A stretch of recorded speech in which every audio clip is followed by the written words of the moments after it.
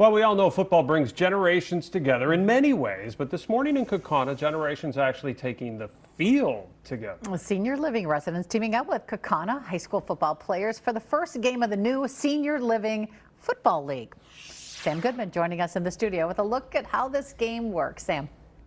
Well, Cammie, it's certainly a little different from what these high school players are used to. There are no helmets or pads out on these fields, and you won't see players laying anyone out with a tackle. Instead, Kaukana's football players are teaming up with Senior Living residents as their co-athletes.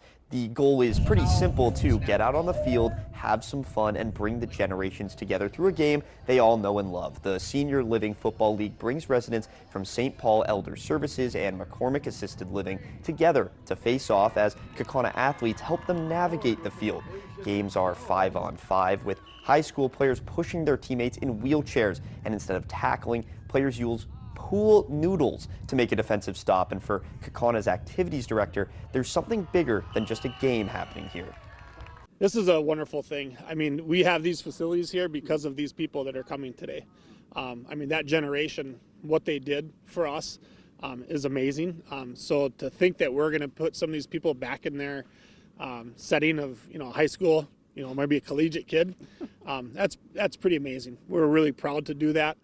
The high school players agree this is about a lot more than just football, and it's a chance to give back while also getting these seniors to compete, make some new friends, and maybe a few plays on the field as well. Cammie, back to you. Sam.